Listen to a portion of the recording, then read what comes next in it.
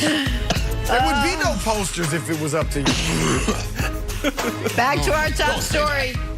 What did you say about the poster industry yesterday, Wilds? Cowboys Saints kicking off Week 13 last night. All eyes on Taysom Hill. Saints QB1 in this one. Yeah, he passed for 264 yards. Yeah, he had 2 touchdowns. Yeah, he ran for over 100 yards, but there were some accuracy issues late. Never good when the other team catches 4 of your passes. You think? Hill turned the ball over 4 times last night. I'm being kind. How do you grade a dual threat quarterback? Well, you ask another dual threat quarterback to do it for you. Mike Vick, our dual threat QB1.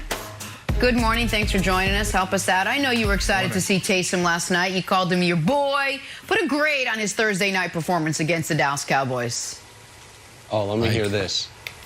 Yeah, Jenna, regardless of what I'm about to say, that Taysom Hill is still my little homie, and I'm in his corner, ride or die, without a doubt. And I gave Taysom, I gave him a D last night, and I know, Nick, like, why didn't you give him a D minus, or why did you give him an F? Because the man still ran for 100 yards, and outside of Lamar Jackson, you don't see guys rushing for 100 yards in the National Football League, over 350 yards in total offense, but he still had the picks. He had the picks, 2 of them. His arm got hit, so it might not have been his fault. You can argue that. But the other 2 was solely his fault and probably cost them the game because they had opportunities to win. There were accuracy issues. And it looked like the plan worked for a while, and then they just got astray. So Taysom never got comfortable, was playing against one of the top defenses in the league who has proven himself over the last couple weeks. You know, had some up and down weeks, but Taysom, he struggled last night, and he had some opportunities to win the game without a doubt, and he just didn't pull through in the clutch, and for that reason alone, I'm going to give him a D. But this is only his first start of the season. You know, he still got a long way to go in terms of preparation and feel good. Well, maybe, or maybe it was, you know, grand opening, grand closing, first start, last start. Hope you saw the one performance because there ain't going to be any more. Who knows? Here's the thing about when Mike called Taysom a dual threat, and I know he's your guy, and this pains me to do. I apologize. The reason I push back is the reason, like, when Mike Vick, the original ultimate dual threat, was called that, because he's a quarterback who can also run. That's the dual. Taysom's a single threat. He can only run. Like that we take, anytime a quarterback runs, we call him a dual threat because we're like, well, obviously they can throw as well, but Taysom can't. And he's never been able to, which is why Mike's going to expect me to give him a D minus or an F. I am not going to give him a D minus or an F. I am not going to give him a grade because if you accidentally stumble into the wrong classroom, they don't grade you on those tests. They're like, no, go to the classroom you're supposed to be in. He's like, oh, my bad, I apologize. They're like, you're in the quarterback room, buddy. You're not supposed to be here. That's not his fault. This is all on Sean Payton. This is all on Sean Payton. Who loves him, by the way. For deciding years ago that Taysom Hill you are trying to make him be something he's not. Again, people think I hate Taysom. I don't. I would love for the Chiefs to have Taysom Hill. I would love it. I think he is a super useful football player. He is playing out of position, though. I think Justin Tucker is the greatest kicker I've ever seen. But if he was playing tight end for the Ravens, he'd be awful. Wouldn't be his fault. He's just out of position. Like, Taysom Hill's not a quarterback. And last night, Broussard, we saw evidence time and again. The guy's not a quarterback. He doesn't have the arm strength to make that throw. His decision-making on taking terrible sacks, not get a field goal range, has been a problem forever. It's just not his thing. And he's 31 years old. It's not going to change. So I give him an N/A, not applicable grade, because he stumbled into advanced chemistry, and they're like, buddy, you're supposed to be in handwriting class. Like, it's down the hall, different building. So no. So N/A is my grade. Broussard. Nick, that is worse than an F, what you just did. I mean, I don't even think you were trying to be nice, but if you were, that was worse than an F, what you just did to him. He's not a quarterback, all right? Now, look, if I was grading on heart, toughness, perseverance, he'd have a pretty grade. Look, Mike, I'm like you. I really like Taysom. I mean, Taysom Hill, in many ways, he is a very good football player. You guys know I'm big on the gauntlet, on all the skills. Like, Taysom Hill is a very good football player. But I'm not grading on toughness and heart and all that. I'm grading on results.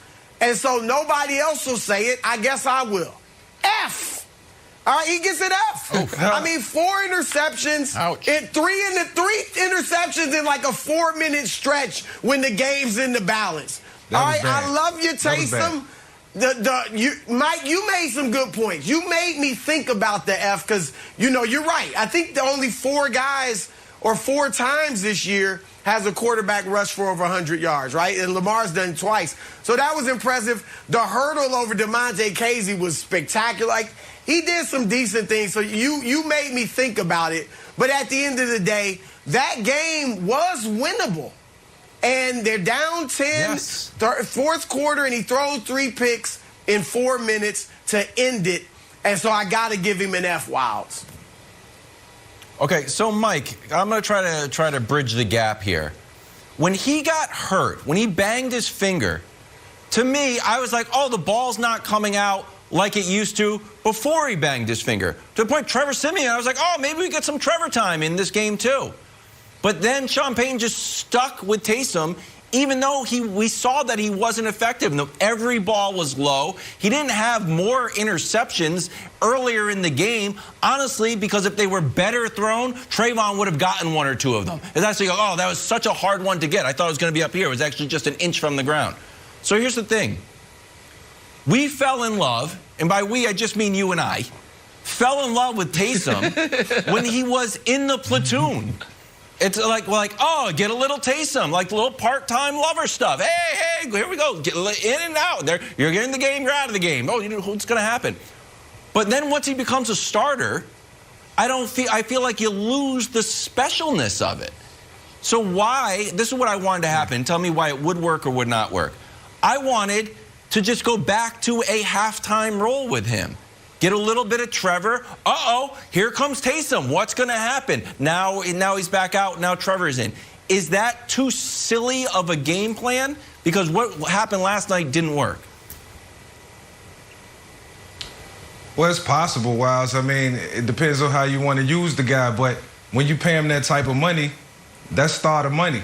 And right. I'm pretty sure Taysom would look at his contract and he'd look at his paycheck every week and say, all right, look, I'm the guy that needs the ball in my hands all the time, and it's a lot of responsibility on me in terms of what I got to do for this team at the quarterback position, based on my contract, based on what I'm making now. It would have been an opportunity to bring Trevor Siemian in and Taysom go back to the old ways, his old role, but that's not what we want to see right now. I want to see Taysom take that next step.